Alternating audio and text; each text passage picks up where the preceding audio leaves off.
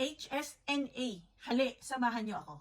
Magme-makeup tayo. Kailangan lang din natin ng mga tutor para sa ating mga ganyan-ganyan. So, in makeup, my tutor will be Demi, but in our life, there is also one who is perfect in all of these things. So, the verse that I'm gonna share to you is in Matthew 11:28-30, wherein Jesus said, "Come to me, all who you are weary, heavy laden, and I will give you rest. Take my yoke upon you and learn from me, for I am gentle and humble in heart. You will find rest for your souls, for my yoke is easy and my burden is light." In our life, we need God who knows life, who is perfect.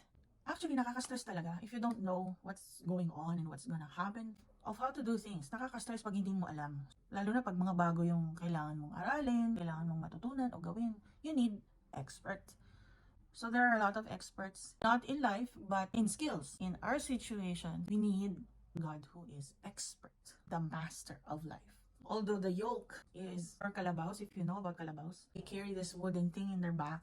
They can carry yung araro, that they can control Carabao, the beast of burden. Look at it, parang irony siya. How can the yoke be easy? It only shows that if we let the experts guide us, we will not go astray. We are being guided in our life where we need to go. That's when it becomes easy, when you let the master help you out. Take my yoke and learn from me. Learning, ito yung parang ginamit niya ng brush eh. If we will try to do things on our own, like me, hindi naman ako expert sa pag-makeup, di ba? Ano-anong mangyayari sa mukha ko. So, ganun din sa buhay. Pagka hindi tayo natuto sa gumawa ng buhay, if we will not learn from the master of life, then we'll just screw things up. It'll be a mess. It becomes easy when we are being taught how to do it. Sana may push natin to. So, ganun din. That's my challenge to you. You become proud, that's when things go wrong. Din ang buhay.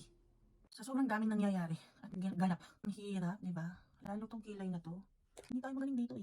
Kailangan natin ng expert na magtuturo sa atin. O, tingnan mo, di ba? So, pag magmamagaling tayo, ganyan ang mangyayari. Isira ang, hindi lang kilay mo, di buhay mo. Talagang sariling tayod. Medyo tumatagal yung ating lesson learned, tagumpay, kasi matigas ulo natin. Minsan mas magaling pa tayo sa nagtuturo.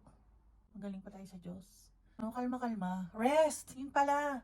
Yung thrust nito eh. Learning in the context of resting. Hindi yung pagpapahinga, pero yung resting in the knowledge ng ating mentor. Yung resting, nananahimik tayo, yung ating personal na kayabangan. Let the learning from the master begin. So, sabi nga, di ba, dapat patuyuin muna sa kakuburahin. Kaya yun natin, magtatagal na yun ako sa pag-makeup kasi naiinip ako eh. Kakamali pati, ang sakit pati.